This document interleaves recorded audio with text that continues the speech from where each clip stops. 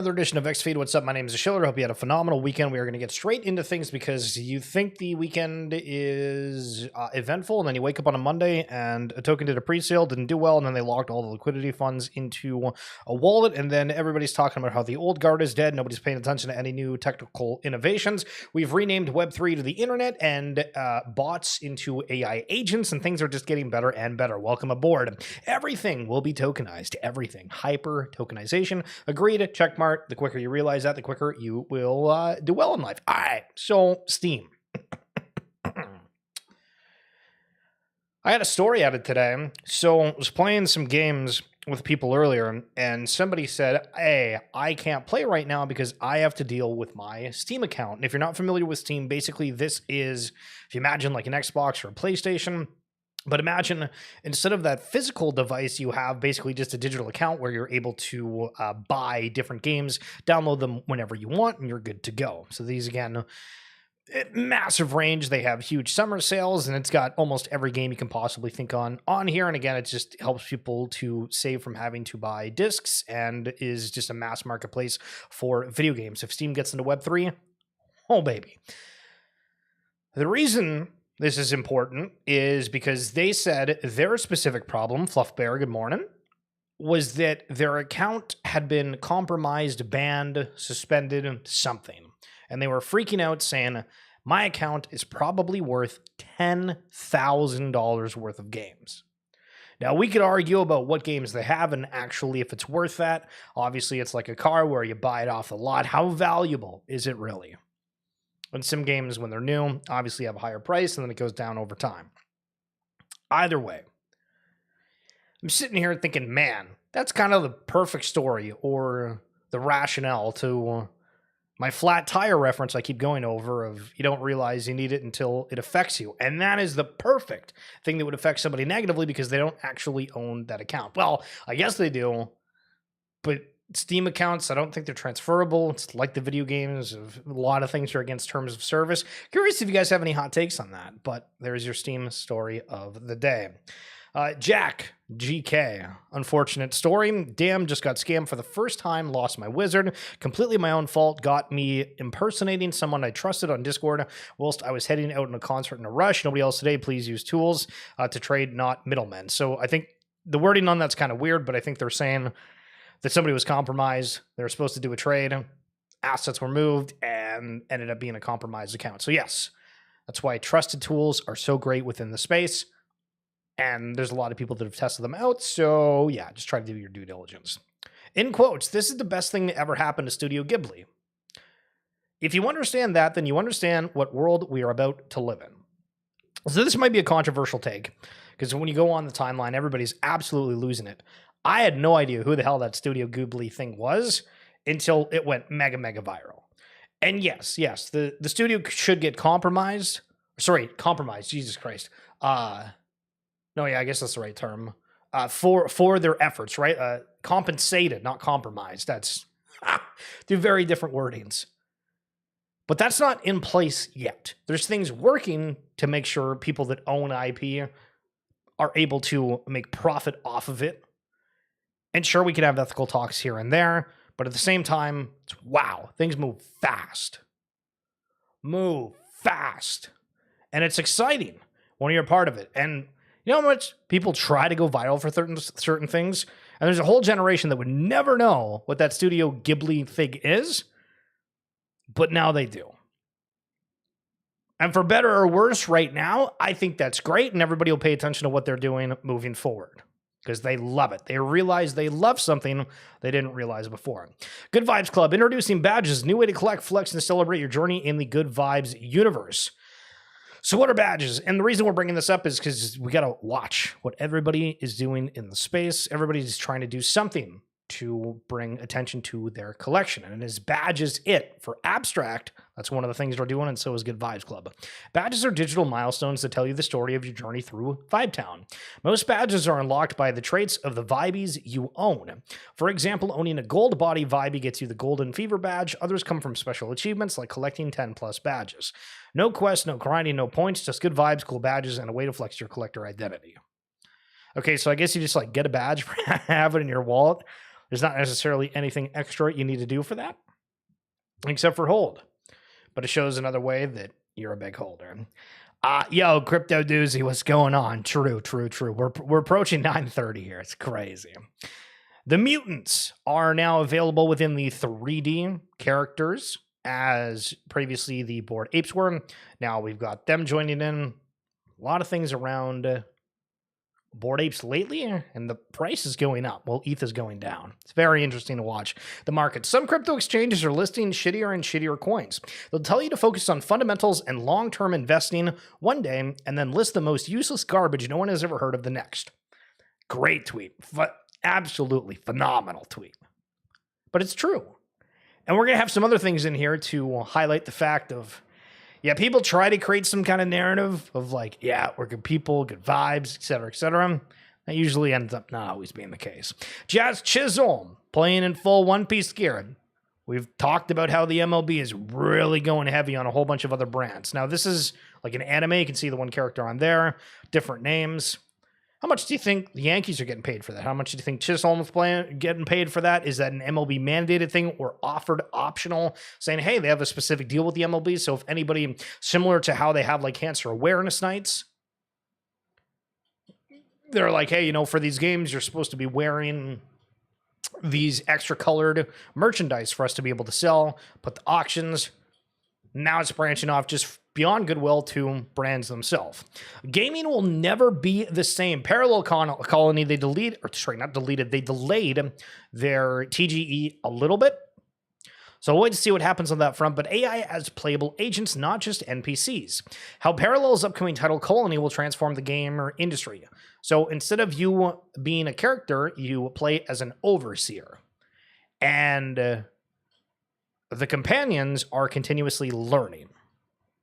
So we played videos of it, but it's literally like we have a character and we're like, here you go into this universe, and it does whatever. I'm curious if people are going to like that aspect or not, because there's FIFA AI League. It's one of the AI games I've tried. It's like, okay, because you tell yourself, yeah, those are my characters. I put that certain outfit on them. I leveled them up, even though arbitrarily anybody could have done that and they would have performed exactly the same, but it's my character because it's on my account. And I guess that's enough. But we'll see what it looks like. Star Atlas, we've highlighted it before, but one of the big first-person shooters on Solana. Here's some gameplay.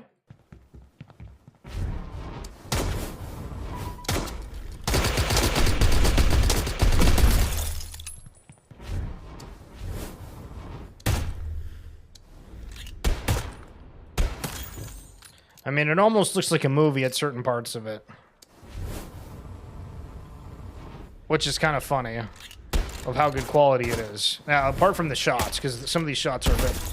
Alright, there you go. Never mind. Listen. They're purposely missing those first ones. Sheesh. But there's a look at a crypto game. Alright, what do we got from the Gutter Cat Gang? This is... Alright, we got quite a story with this one, but we'll watch this and get into it. In partnership with 8chain, Gutter Foundation and Gutter Token are launching Gang on the 31st of March, 2025. It's fucking time. Cats get 66,606. Okay, so everybody's basically launching a token. I can't deal with the video. I can't deal with the video. That's just it's weird. It's creepy. But Gutter Cat Gang is supposed to have their token launch like today. And if you've seen the timeline, you know what has happened. We'll give you the juice and squeeze in just a moment. Abstract Chain goes burr. Initial observations. Apparently, they've processed 30 million transactions in the first month. 900,000 active users from standing start, which is insane. And I feel like we have a lot of like high numbers. But when you ask people, everyone says there's like 100,000 people, if that, in crypto. So I'm not saying that this is fibbed by any means. But we either are completely misrepresenting how many people are in the blockchain space, or a lot of these are like these AI agents that everybody's talking about, right? So which is it? Seeing $1 million+ total value locked in first week shows market wants this, and ZK Tech implementation actually working as intended for once. So yes, everything around Abstract is going swimmingly. An NBA Top Shot, seeing that on my timeline, because Bronny James, what do you think? I don't know if this is like the debut moment I don't remember what these badges are, but I know they have different ones for rookie year. So $65 for 1 out of 199. Would you pay $65 for a brawny moment? I mean, Timeline talks about them a hell of a lot. So we're talking about these AI agents. One of the big things that's not being talked about is this Think Agent standard that's coming out. We've highlighted it a bit here and there. Still hoping to have the team on at some point.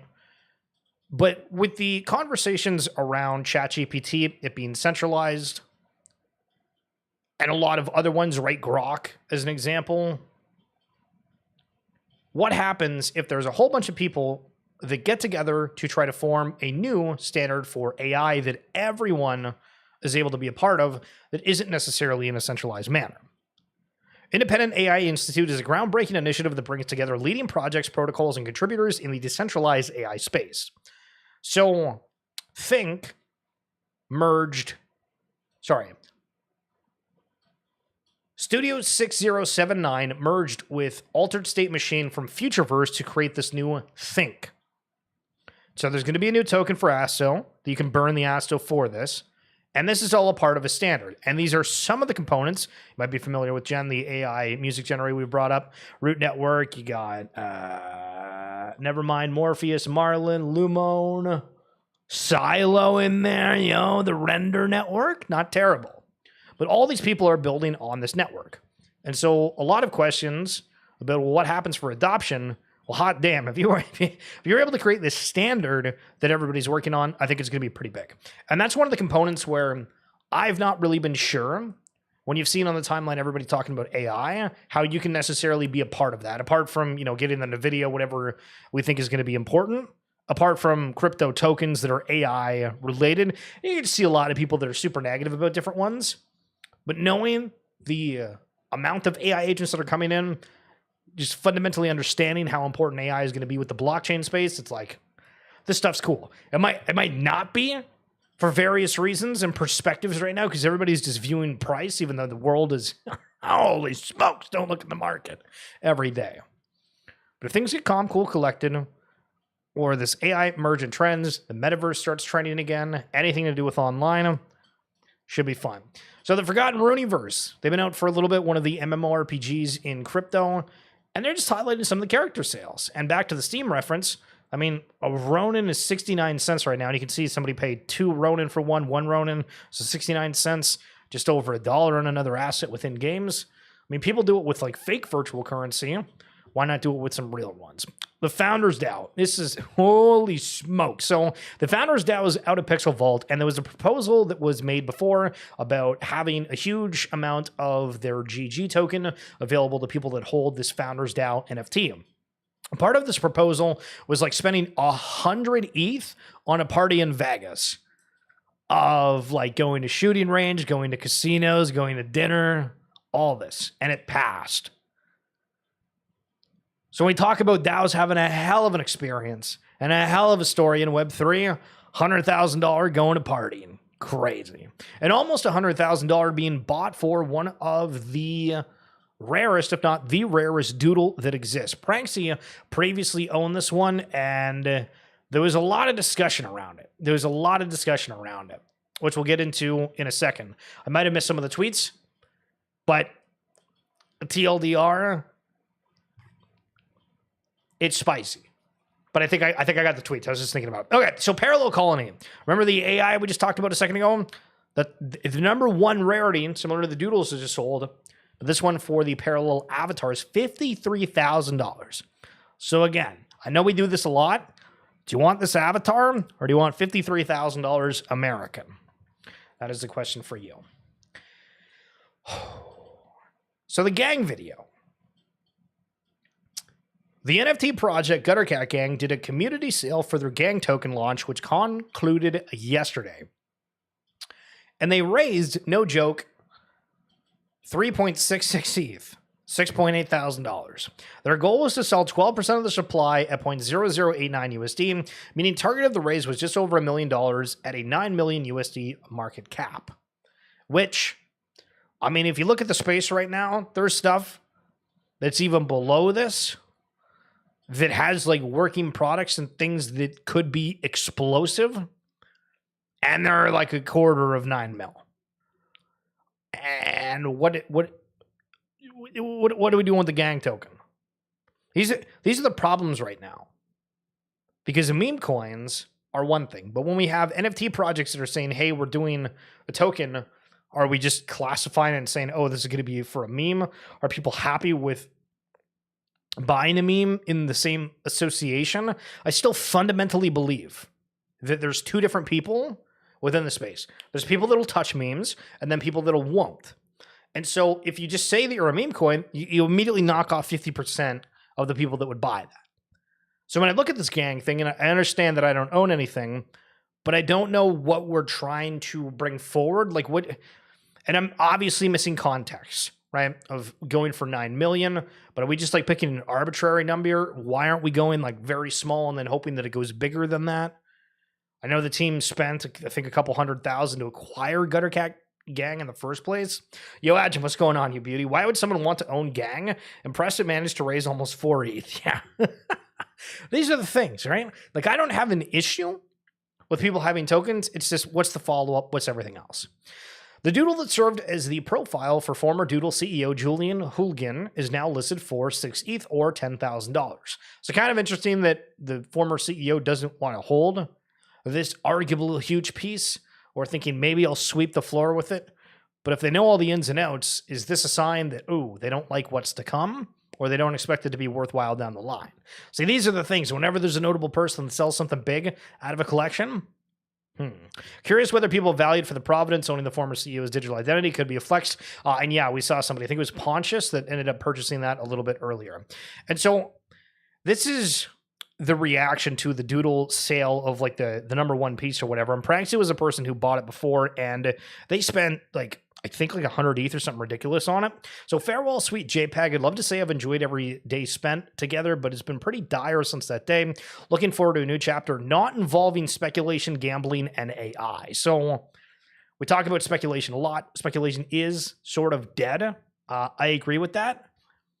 But it's funny because Pranksy says this in a way, but then everybody's bringing up the fact that there was like a Pranksy NFT box that he was a founder of, and there was like a chance at a doodle if you purchase the box.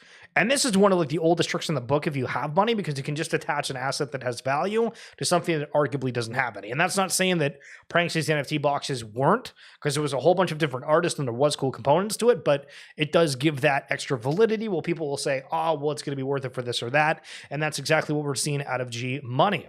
If you want a chance at a CryptoPunk, you can buy an entry for 0.02 ETH, currently under 2,000 mints. So odds are pretty decent. Support builders, supporting creators. So there is the shape thing where there's a chance at a CryptoPunk. There's 100 acrylic X large artworks that they're valuing at 25,000. They have some square XXLs, whatever that is, shape metal. I have no idea what this metal thing is. Shape L2, mint your stack, Discord shape. This doesn't tell me anything. Believe in entity, believe in shape. Vibes are good. Okay. Not to say we got a marketing problem in Web3, but we got a marketing problem in Web3. True. Holy smokes, things just got more crazy. Okay, so bad news for all the seed and strategic investors in Play Off the Grid and Gunzilla games. If you're not familiar with Play Off the Grid, this is probably the most mainstream, can I say that?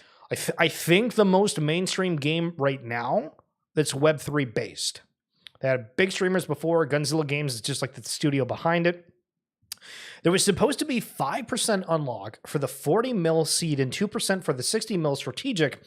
Many of the early investors did a 50-50 check into both as part of the package investment. So the average was about 50 million fully diluted. But probably it looks like Binance forced last minute changes as listing requirements to ensure a low float, high fully diluted value on token generation event to force narrative win out here. So this is yesterday was Sunday.